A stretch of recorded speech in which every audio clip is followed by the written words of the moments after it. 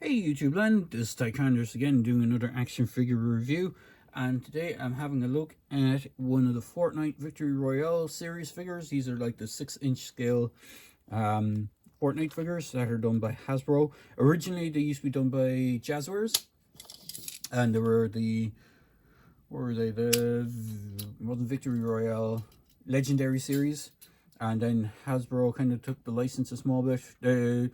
For at least 6-inch scale, so you can see if I was doing tape measure, she does stand around the 6-inch line.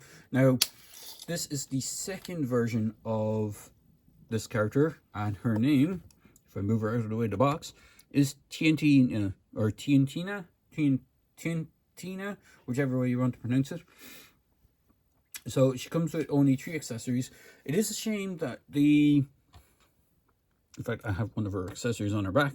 It is a little bit of a shame that the Hasbro ones don't come with as many accessories as the old Legendary series figures. Like the Jazzwares ones were just chock full of not only weapons for the characters, they also came with the building tools or the crafting tools, whatever they call, like the shovels and things like that. And they also came with like silly accessories. Like there's one of them, I can't remember which one it came, has like a grenade. It's like one of those old German stick bombs, but it has a plunger on the top of it, so it like sticks to things. It's supposed to be like a sticky grenade. Like there was kind of fun stuff like that with the Jazzware stuff. Not so much with the Victory Royale ones, unless they're the deluxe versions of the figures, but these are like the basic versions. But she does come with actually some cool weapons, which some of the other ones haven't come with that many awesome looking things. So this one comes with a cool sniper rifle.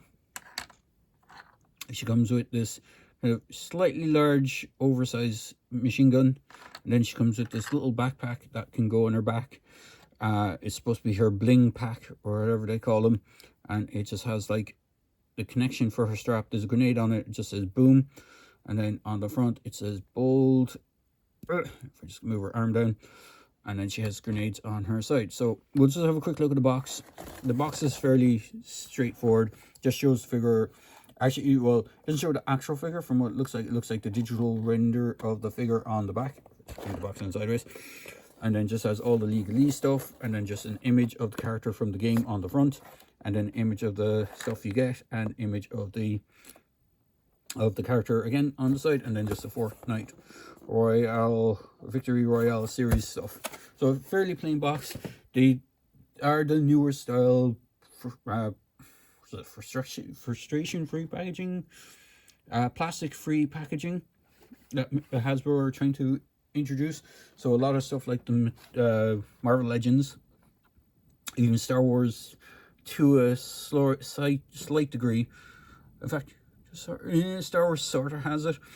Fortnite, the Street Fighter, Power Rangers Street Fighter figures have them. I don't know if the normal Power Rangers Lightning Collection has it. But definitely Marvel Legends going forward seems to have this plastic-free packaging. The G.I. Joe Classified series started doing it.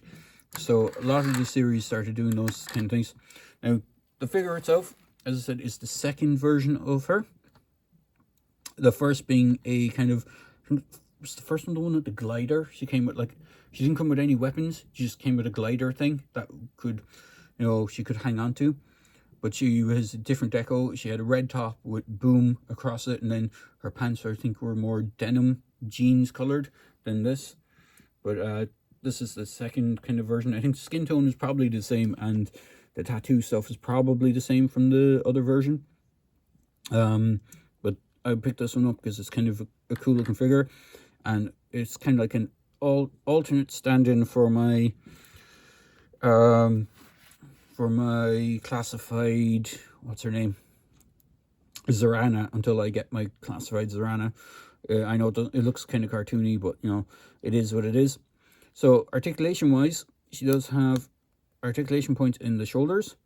She doesn't exactly have butterfly joints. It just seems to be a single joint, so she can rotate her arm all the way around. She has swivel in the bicep. Now on the right side here is where I have issues with the swivel on the bicep.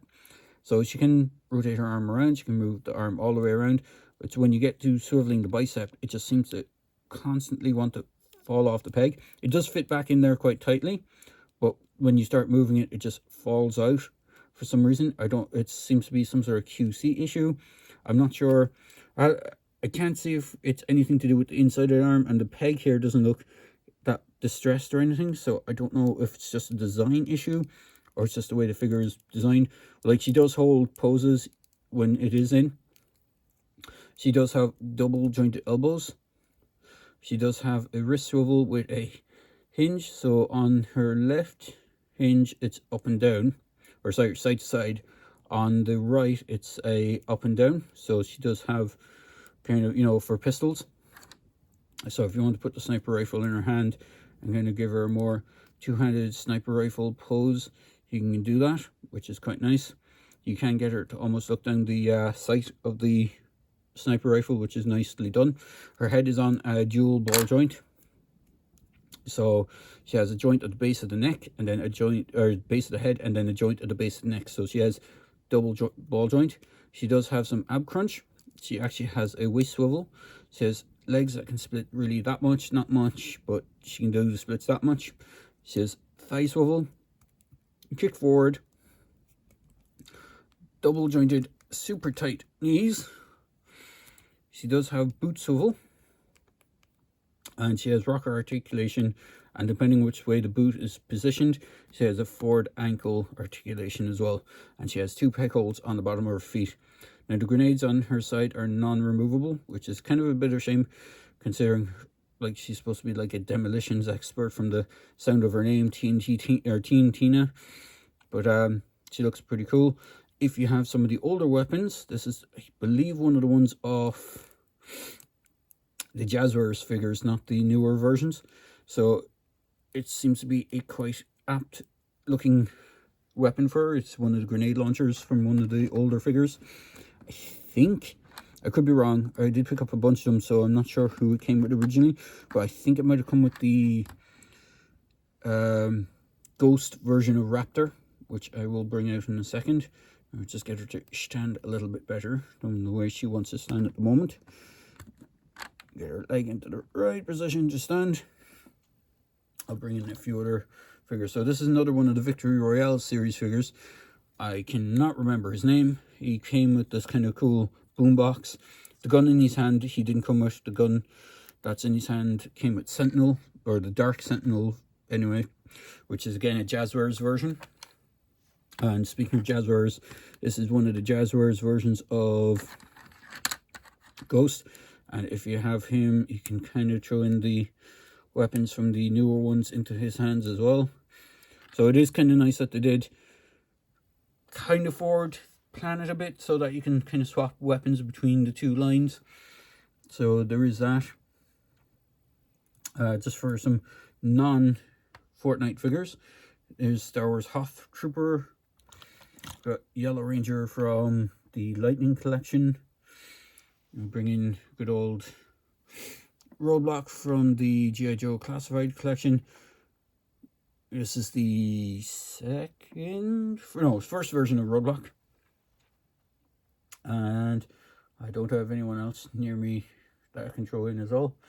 But overall, they are pretty cool figures. I picked this one up on Amazon. I spotted her on Amazon. She was actually reduced on Amazon when I saw her. I think she was like $14. So I think the normal price point on them are around 20, because they're 6-inch figures, kind of similar to the Marvel Legends. In fact, I don't have a Marvel Legends handy to throw in, do I? I do not. Oh, actually, I do. We have Marvel Legends Armored Spider-Man. So, or retro Marvel Legends Armored Spider-Man. So you can throw him in so you can just see Marvel Legends next to her. So overall, pretty good figures. Some of the Fortnite figures I have no interest in. Some of the kind of more human ones, like Tntina here. There's a few other ones that look kind of cool I might pick up at some point. Some of the ones that were kind of exclusive, which are kind of, I think there's one called Ollie, which looks kind of cool. They do make for kind of good background characters for dioramas and stuff like that. So if you wanted to flesh out your like Marvel Legends dioramas and things like that, they look pretty good. some of them look cartoonish, but if you're just doing them in the background, you wouldn't notice it as much. But overall, not bad figures. Construction wise, they're not too bad. I just have that one issue. It's probably just mine. I don't know if anyone else has had that issue. I don't know if the first version of that figure has had the same issue with that shoulder. As I said, it could be just mine. But overall, she's a pretty cool looking figure. And as I said, I hope you enjoyed this review.